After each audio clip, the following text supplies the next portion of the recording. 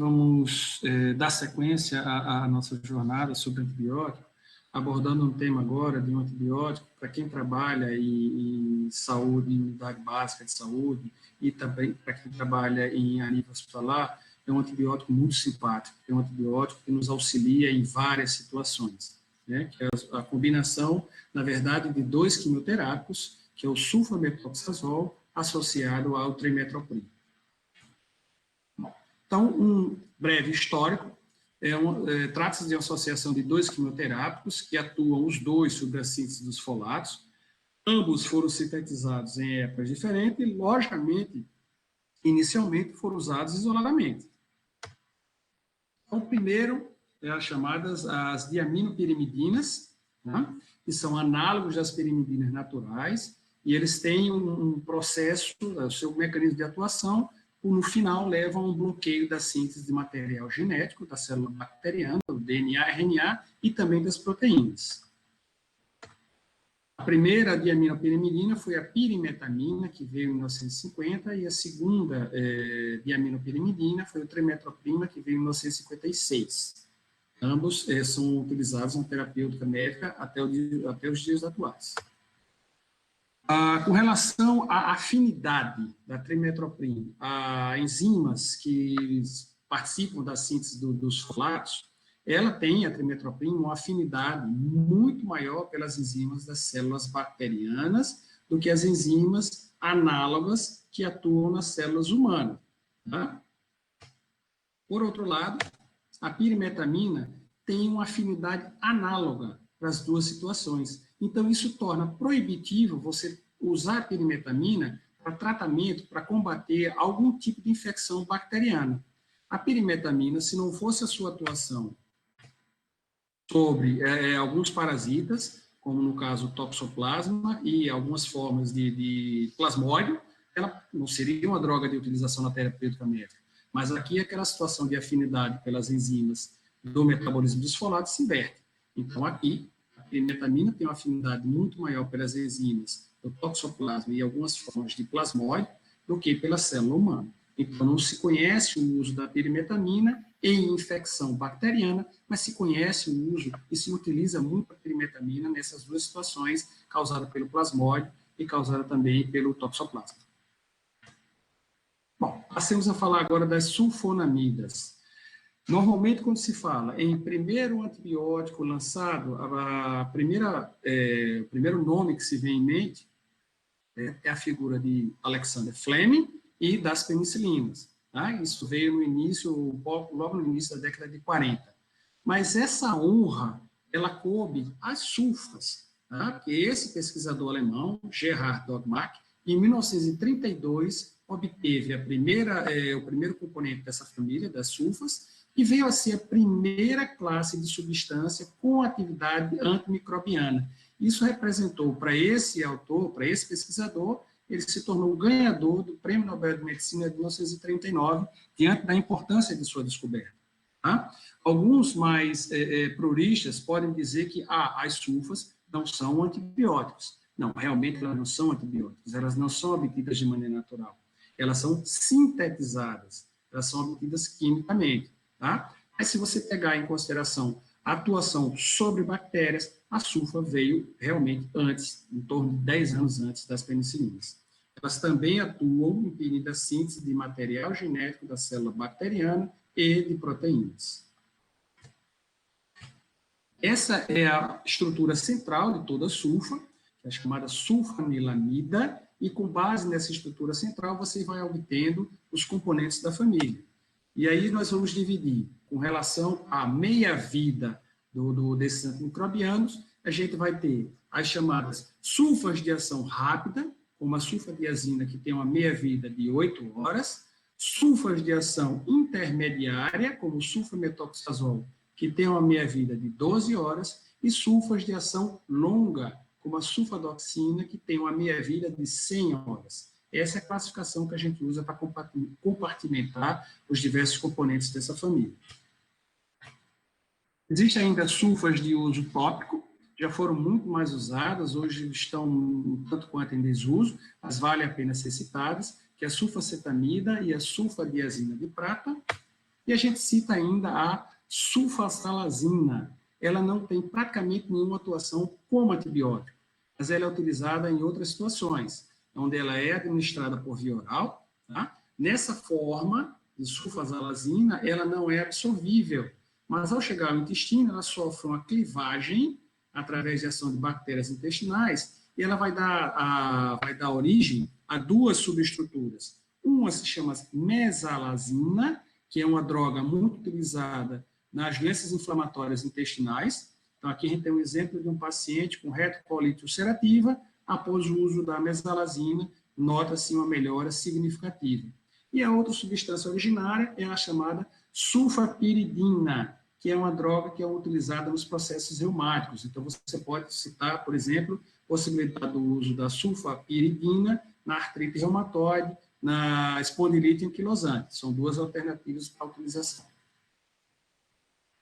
Vamos abordar agora um pouquinho o mecanismo de ação. Para abordar esse mecanismo de ação, a gente precisa falar no metabolismo dos folatos.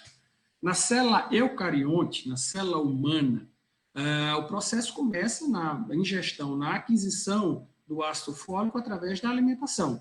Então, essa célula humana, essa célula eucarionte, ela tem a possibilidade de usar o ácido fólico formado, que a gente obtém através da nossa alimentação. Já na célula procarionte, na célula bacteriana, ela não tem essa capacidade de utilizar o ácido fólico pré-formado. Aqui, o processo para ela começa na transformação, na síntese do ácido fólico, através do PABA. O PABA é a substância precursora que sofre a ação dessa enzima, que é a sintetase do ácido hidrofólico, e, por sua vez, é transformado em ácido fólico. A cascata continua, e, na sequência, a próxima transformação é a redução do ácido fólico na sua forma ativa, que é o ácido folínico, por intermédio da ação de outra enzima chamada redutase do ácido de hidrofólico. E aí você vai ter a formação de precursores de substâncias que são primordiais para a vida da célula bacteriana, material genético e proteínas. Nesse primeiro momento, que é a transformação do ácido para aminobenzoico, através da ação dessa enzima em ácido fólico, você tem a atuação do sulfametoxazol. O sulfametoxazol ele tem uma avidez pela ligação com a proteína, especificamente aqui falando da sintetase do ácido hidrofólico. Então, ele se liga à proteína e ele bloqueia, se liga à enzima e ele bloqueia a atuação dessa enzima. Então, o ácido para-aminobenzoico não vai ser transformado, certo, em ácido fólico, não vai haver a síntese de ácido fólico. Numa fase seguinte dessa cascata, a gente vai ter o trimetoprim, que, por sua vez, vai se ligar à enzima redutase do ácido hidrofólico, tá? E a próxima sequência da cascata, o ácido fólico, não vai ser reduzido e desdobrado em ácido folínico. E, no final, pela atuação em sequência dessas duas drogas, você vai ter um bloqueio completo na produção dos precursores e do material genético e da proteína da célula bacteriana. Bom, as duas drogas, a gente falou agora há pouco que elas foram sintetizadas em períodos diferentes e elas começaram a ser utilizadas em períodos diferentes, de forma isolada. Então, quando o sulfametoxazol e o trimetoprim eram, eu boto no passado, porque hoje não mais, usados isoladamente, eles tinham um perfil de atuação de serem bacterostáticos, ou seja, eles impediam a replicação da célula bacteriana, eles paralisavam a replicação dessa célula bacteriana. Só que, quando se descobriu que as duas drogas, pela sua ação sequencial na cascata do metabolismo do ácido fólico, elas eram associadas, se observou uma potencialização significativa, um efeito sinérgico das duas drogas quando associada em relação ao seu uso isolado. Então, eles aumentaram muito a atividade bacteriana dessa associação, impedindo o crescimento da célula bacteriana. Só que a vantagem não parou aí.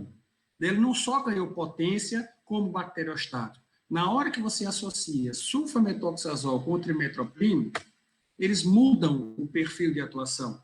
Eles deixam de ser bacteriostáticos, que o são quando usados isoladamente, para se tornarem bactericida na hora que você faz a associação. Então, fica claro que não se consegue mais fazer o uso isolado desses 2 quimioterápicos. Por isso que hoje só se vê sulfametoxazol associado ao trimetoprim. O sulfametoxazol foi escolhido para ser associado com o trimetoprim porque das sulfas é o que tem, vamos dizer, o perfil farmacocinético mais assemelhado ao trimetoprim, no que toca a absorção, meia-vida e excreção. Agora, existem algumas preparações comerciais que, ao invés de usar o sulfametoxazol, usam a sulfadiazina. Mas no clássico, na maior parte dos fármacos que nos são oferecidos, você tem sulfametoxazol associado a trimetoprim. Falamos agora de resistência, né? Então, quando eu falo de resistência bacteriana relacionada à sulfa, a gente tem produção de enzimas de hidrofolato sintetase com baixa afinidade a sulfa. Então, a bactéria sintetiza uma enzima que tem uma afinidade muito pequena a sulfa, logicamente a sulfa não vai se ligar a essa enzima e não vai conseguir fazer esse bloqueio que é da transformação do PABA em ácido fólico. Existe também a capacidade de baixa permeabilidade das membranas, a célula bacteriana, a penetração da sulfa ou ainda a ativação de uma bomba de efluxo que expulsa essa sulfa do interior da célula bacteriana. Resistência com relação ao trimetoprim, a gente tem a produção de enzimas de hidrofolredutase com afinidade reduzida à trimetroprima, logicamente, da mesma forma, a trimetroprima não vai conseguir se ligar à enzima e impedir a sua atuação. Esses são os mecanismos de resistência conhecidos com relação tanto a sulfametoxazol como ao trimetoprim. Farmacocinética é uma droga que tem rápida absorção oral, se eu estiver utilizando essa via de administração. É uma das drogas que possui uma das maiores biodisponibilidades que se conhece. Do que você administrar com sulfa, de 90% a 100% do que você administrar vai ser absorvido. Então, praticamente nada do quimioterápico se perde, independente da presença de alimentos ou não. Isso confere comodidade ao paciente, já que você não precisa interferir no dia a dia com relação à questão de alimentação e horários, coisa que a gente não observa com outras drogas, onde você precisa mudar os horários do paciente, e isso interfere no seu dia a dia, na sua comodidade, e quanto menos você interferir nesses processos do dia a dia do paciente, de alimentação e de outras situações, maior vai ser a facilidade e a aceitação desse paciente com a terapêutica empregada.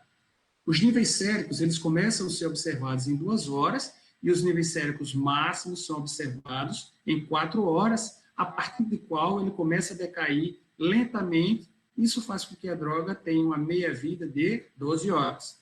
Essa droga que foi administrada e absorvida, ela vai ter uma ampla distribuição por líquidos e tecidos como pulmão, rim, níveis terapêuticos na bile, fluido prostático, espaço peritoneal, espaço sinovial e 2 locais, 2 líquidos que merecem destaque com relação à sulfadiazina, que é o líquido humor, os humores oculares, e o líquido cefalorraquidiano.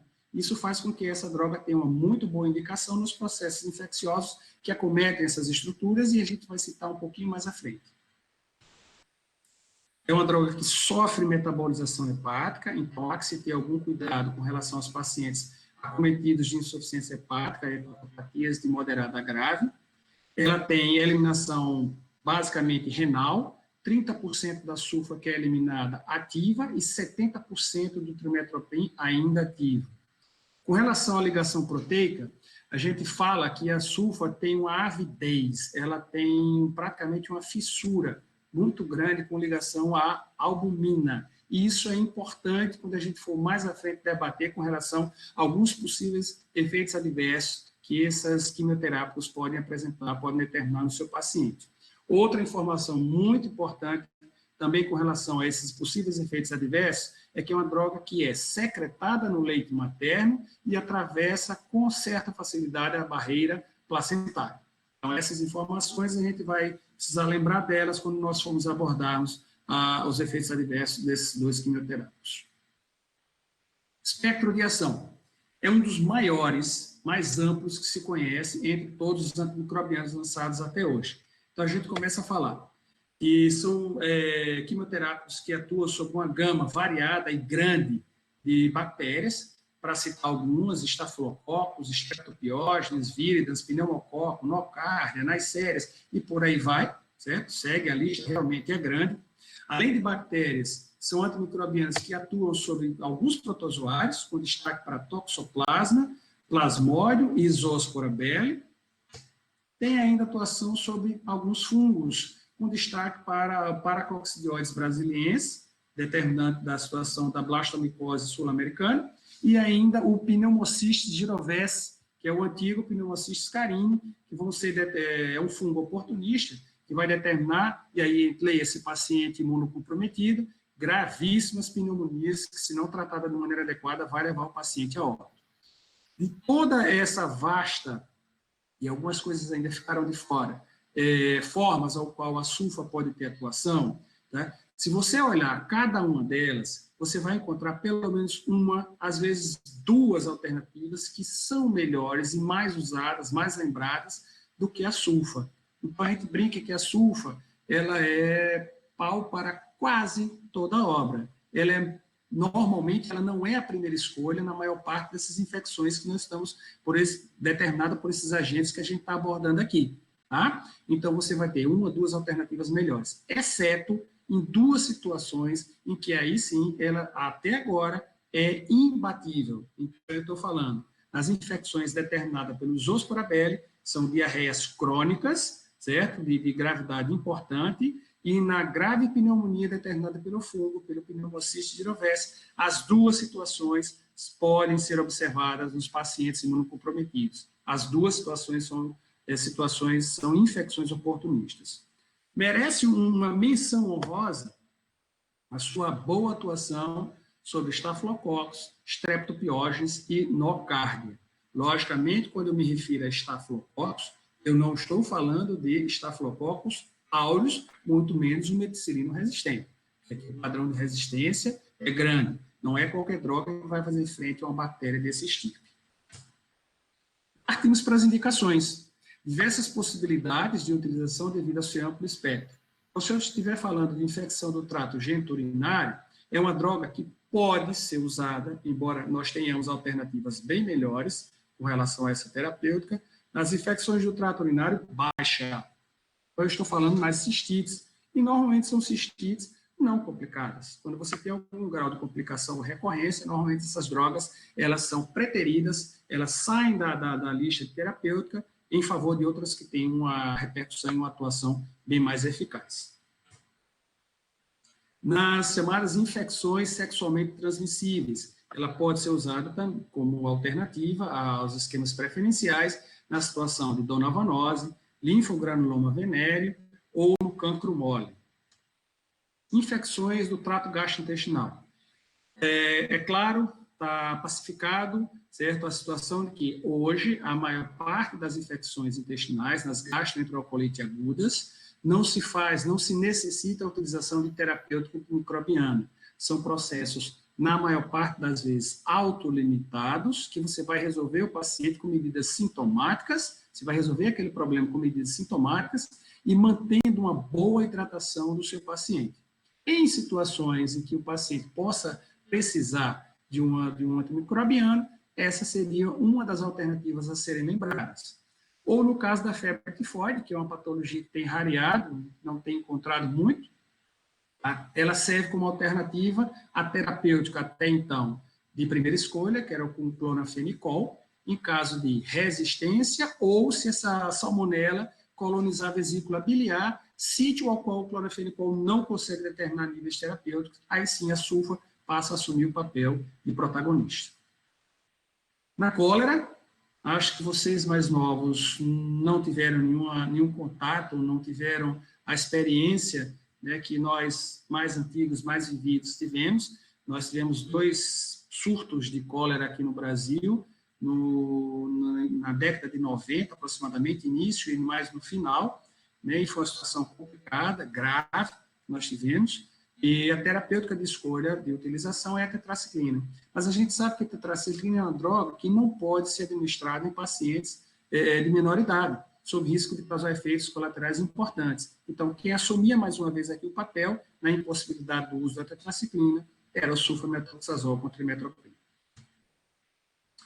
Aqui sim, ela tem um destaque, né? As diarreias crônicas causadas pelo Zoospora beli. A gente já falou que é uma diarreia oportunista, um quadro oportunista ligado aos pacientes imunocomprometidos, os pacientes acometidos por AIDS. É uma diarreia crônica, onde o paciente vai apresentar inúmeros episódios de evacuação, né, durante o dia, por um período que muitas vezes se estende por semanas e às vezes meses. Então, tudo isso vai levar a uma síndrome de má absorção, né, um distúrbio hidroeletrolítico e a consequente perda ponderal. É um paciente que, se não tratado de maneira adequada, com o passar do tempo, ele vai ter realmente uma grande perda, desidratação, e às vezes o paciente pode chegar até a óbito. Não é usual, não é frequente, mas se não for tratado de maneira adequada, essa situação pode advir. Infecções do trato respiratório, notadamente as infecções de vias aéreas altas. E aqui percebam o destaque da amidalite. Se nós lembrarmos que o principal agente bacteriano das amidalites é o Streptococcus pyogenes do grupo A, tá? Bactéria que a gente mostrou, fez uma menção honrosa com relação à sulfa.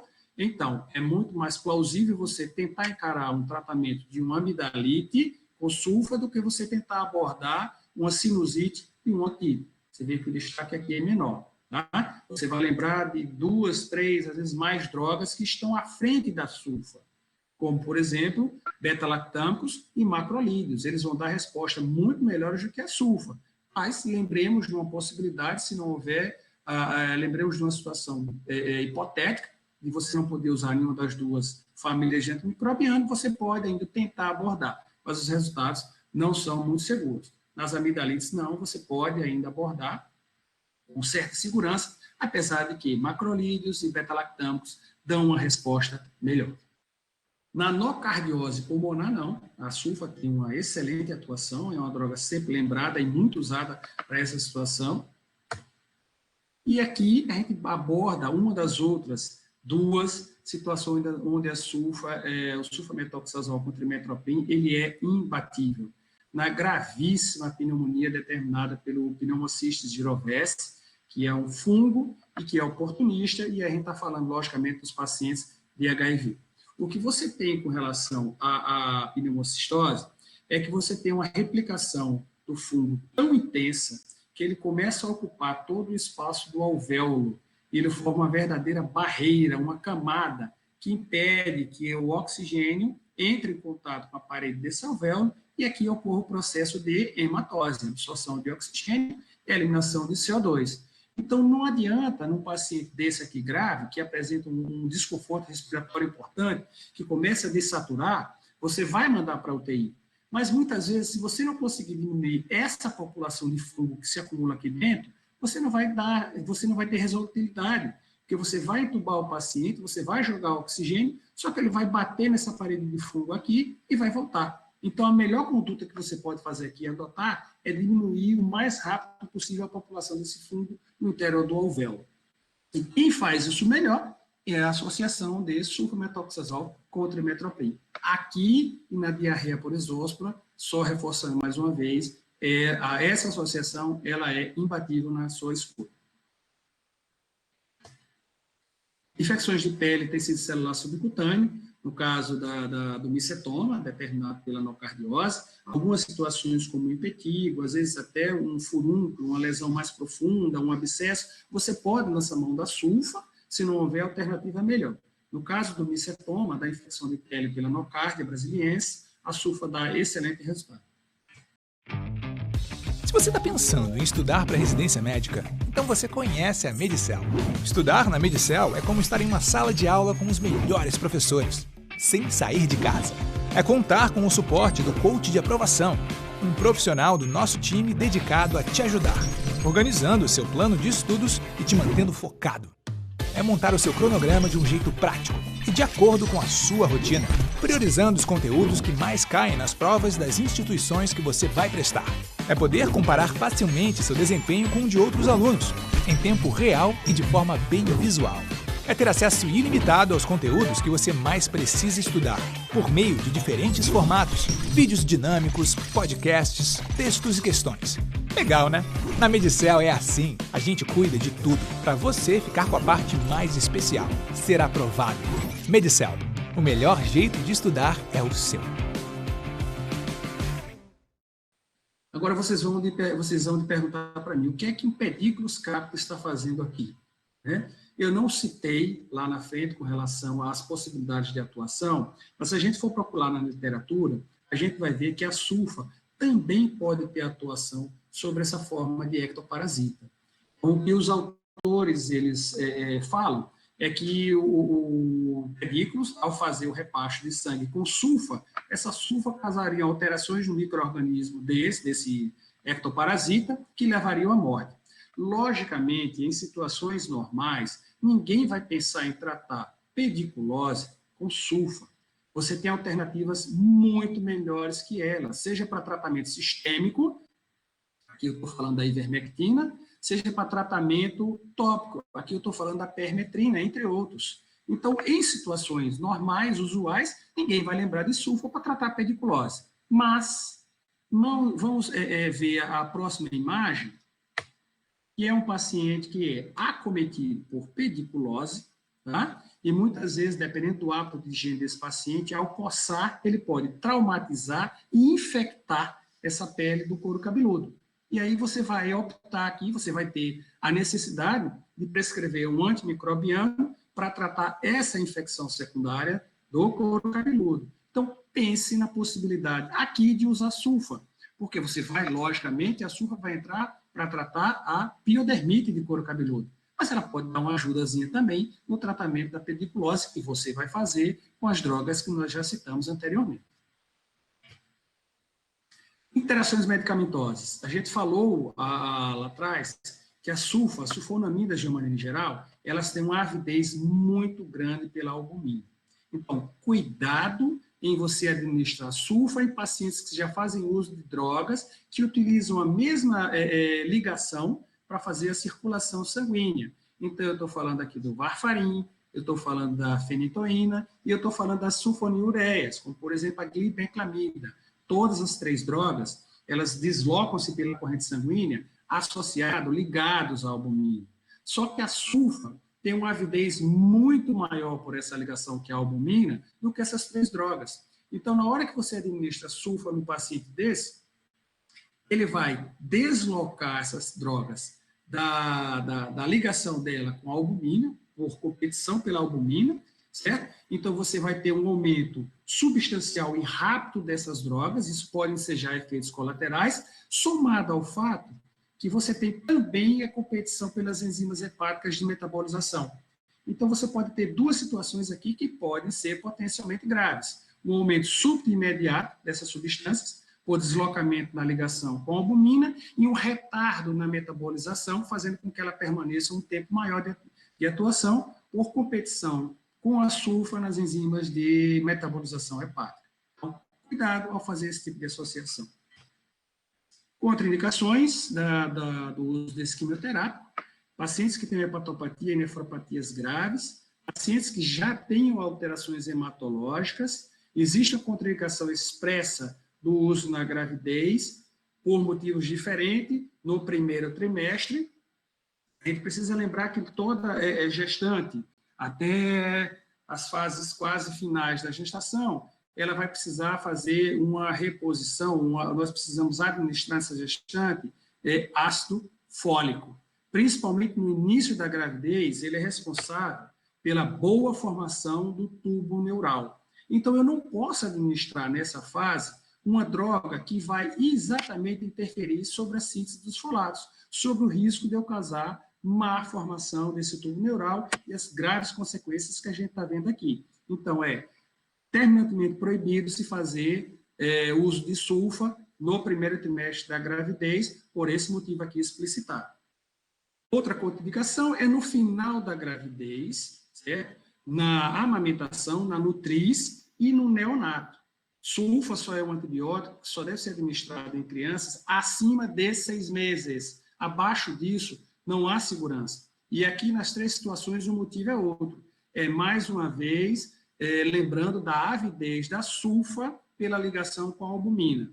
Então, se a gente lembrar do processo metabólico das bilirrubinas, a bilirrubina indireta, ela é carreada no sangue até o fígado, para lá ela ser conjugada com o ácido glicurônico, transformar-se em bilirrubina direta e aí ser eliminada, esse carreamento na corrente sanguínea é feito da bilirrubina indireta ligada à albumina. Então, na hora que você administra sulfa, numa dessas 3 situações que a gente citou acima, a sulfa, por uma maior avidez com ligação da albumina, ela vai deslocar a bilirrubina indireta, que vai sofrer um aumento na corrente sanguínea e vai se depositar, certo, nos vários tecidos, e quando ocorre esse depósito nos gânglios basal e nos núcleos talâmicos, a gente vai se deparar com essa grave situação de pernícteros, certo? Com dificuldade respiratória, com padrão de respiratório insuficiente, é um paciente que vai entrar em dificuldade respiratória e, se não for tomar os cuidados imediatos, esse paciente vai a óbito. Então, aqui existe uma contraindicação na amamentação, no neonato e no último trimestre, no terceiro trimestre da gravidez, por um mecanismo diferente que existe no primeiro, que a gente abordou mais à frente.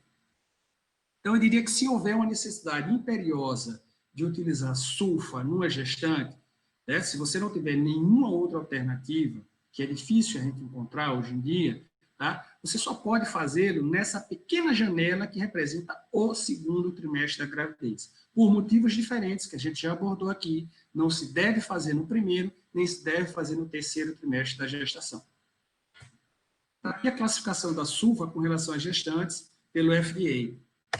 Ele vai ser classe C ou D, no caso, dependendo da fase que essa gestante se encontra da gravidez. Tá? Se essa gestante estiver no segundo trimestre, ele é classe C. Se essa gestante estiver no primeiro ou no terceiro, ele é classe D. E aí vamos ver o que diz cada uma dessas classes. A classe C, ela fala que estudos em animais revelaram efeitos adversos em fetos, mas não há estudos controlados em mulheres. Evitar. Tá? Já a classe D, evidências de risco fetal humano, porém, os benefícios terapêuticos heróicos do uso em gestantes podem justificar o uso. Então, são situações realmente heróicas, de você ter uma grande necessidade e não ter absolutamente nada que você possa usar nessa gestante. Ainda com os efeitos adversos, com relação aos efeitos adversos, a droga são uma associação que é normalmente bem tolerada, se você respeitar dose e tempo. Lembrando que todo efeito tóxico, ele está muito ligado à dose e tempo de uso. Os efeitos alérgicos, eles não têm essa ligação. Pode ser na primeira tomada, pode ser na última tomada. Mas os efeitos adversos ligados à toxicidade da droga, ela tem uma íntima ligação com dose e tempo de utilização. Se esses pressupostos de dose e tempo forem respeitados, certo? Como recomendado, normalmente essa casuística de efeito adverso vai ocorrer só em 5% dos pacientes que utilize a associação de sulfamethoxazol com trimethoprim. Então, um dos efeitos possíveis de ser observados no aparelho urinário é a possibilidade de cristalúria, e aí você tem lesão renal importante, distúrbios hematológicos, anemia plástica, que é um efeito mielotóxico direto, é reversível, isso está ligado ao uso crônico, a gente normalmente vai observar esse uso crônico por meses nesses pacientes que usam a sulfa com trimethoprim crônicos, normalmente são os pacientes acometidos por AIDS, certo? E a possibilidade de anemia hemolítica, e aqui é um fenômeno de sensibilização individual de cada pessoa. Então, você pode já na primeira, segunda, terceira dose levar o paciente a ter uma hemólise importante e vir a desenvolver uma anemia hemolítica. Com relação aos efeitos adversos ligados ao trato gastrointestinal, é um paciente que pode ter náuseas, vômitos, sensação de plenitude gástrica. Há possibilidade também de reações de hipersensibilidade, de alergia. Essas podem ser desde erupções cutâneas simples, com a urticária. Tá? O paciente pode vir a desenvolver também fotossensibilidade ao uso da sulfa, são lesões que, logicamente, vão ser acometidas em regiões de peles expostas ao sol. E há também a possibilidade dessa grave farmacodermia, que é a síndrome de Stevens-Johnson, que aqui é a farmacodermia mais grave, que normalmente requer o internamento do paciente para tratamento. Apresentação e posologia. As 3 formas de apresentação da sulfa, seja em comprimido, suspensão ou ampola, em todas elas você vai observar a proporção de 5:1, ou seja, 5 partes de sulfametoxazol para 1 parte de trimetoprim. Então, desta forma, o comprimido vai ter 400 mg de sulfametoxazol e 80 mg de trimetoprim. A suspensão vai ter a metade dessa dose, 200 mg de sulfametoxazol e 40 mg de trimetoprim. Já a ampola tem o dobro, 800 mg de sulfametoxazol dá 160 mg de trimetoprim. Lembrando que existe no comércio algumas preparações em que o comprimido já vem com a dose dobrada, tá? Mas na rede básica, nas maioria das farmácias, a apresentação é essa aí, um comprimido vai ter 480 mg, 400 sulfametoxazol e 80 de trimetoprim. A posologia básica para o adulto é de 2 comprimidos a cada 12 horas. Então, seriam 800 mg de sulfa com 160 de trimetoprim. Para a criança, lembrar que não se deve administrar essa quimioterapia, essa associação. Abaixo dos 6 meses de idade, a posologia vai ser de 20 a 30 mg por quilo dia, tendo a sulfa como base de cálculo. Na pneumocistose, essa posologia já é bem diversa, bem diferente. Se você tem um paciente que faz pneumocistose e faz um quadro de leve a moderado, e aí o que vai determinar isso é o padrão de desconforto respiratório que esse paciente apresenta. Se ele tiver uma PO2 maior que 70 mg por Hg, considerado leve, você vai usar o sulfametoxazol com trimetoprim na posologia de 15 a 20 mg, tendo aqui o trimetoprim como base de cálculo por quilo, por dia, por via oral. Agora, notem que você não vai fazer mais a cada 12 horas. Aqui, como você necessita de uma dose elevada, e manter o nível sempre elevado de centro microbiano, você vai fazer a administração a cada 6 horas ou a cada 8 horas por um período de 21 dias.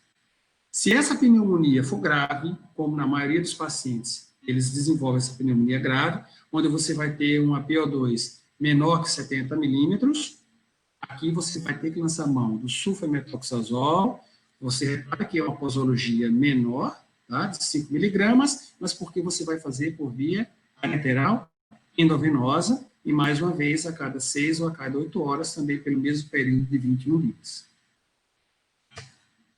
Nas diarreias pela isóspora, tá, a posologia vai ser 2 comprimidos a cada 6 horas, mantidos por 10 dias, depois sequenciado por um período de 3 semanas, onde se faz 2 comprimidos aqui a cada 12 horas.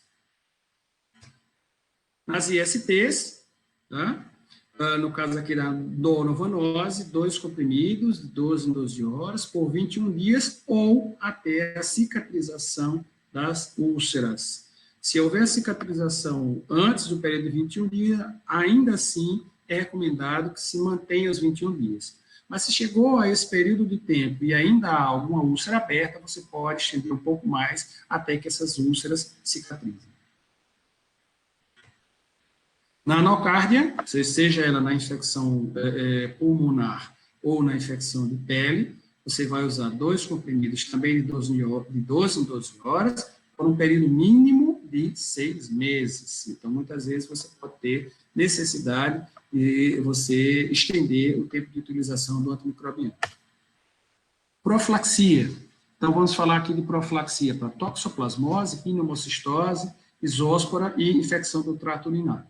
Se eu estiver falando de profilaxia primária, ou seja, evitar o primeiro episódio da doença, quando eu me refiro ao pneumocistis girovese, o padrão que eu vou utilizar para a instalação dessa terapêutica é o linfócito T CD4. Toda vez que esse paciente tiver o linfócito T CD4 menor que 200, tá, eu vou instituir a terapêutica. A primeira escolha é sulfa. Então, eu vou fazer profilaticamente, certo? Preventivamente, 2 comprimidos 3 vezes por semana. E aí a manutenção, o critério de suspensão dessa profilaxia primária vai ser quando o paciente começar a ter uma boa resposta ao TARV, certo? Ele mantiver níveis de CD4 acima de 200, certo? Por mais de 3 meses. Então, aí eu posso fazer a suspensão.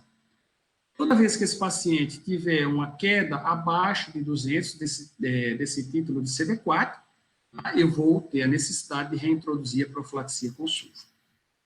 Na profilaxia primária, pelo Toxoplasma gondii, o padrão vai ser linfócito TCD4, só que aqui menor que 100 e que o paciente tenha um IgG reagente para o toxoplasma.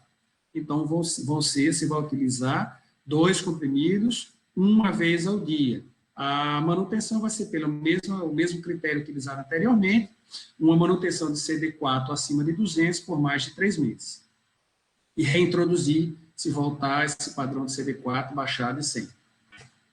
Profilaxia secundária da pneumocistose, eu vou usar, depois que o paciente teve a primeira infecção, para evitar recorrência, eu vou fazer a mesma dosagem que eu citei anteriormente, 2 comprimidos 3 vezes por semana, e o padrão de critério de suspensão vai ser o mesmo, CD4 maior que 200 por mais de 3 meses. Na toxoplasmose, profilaxia secundária, a sulfa não é a primeira escolha, ela entra como alternativa a posologia de 2 comprimidos 2 vezes ao dia, com o mesmo critério, só que aqui são linfócitos CD4 maior que 200 por mais de 6 meses.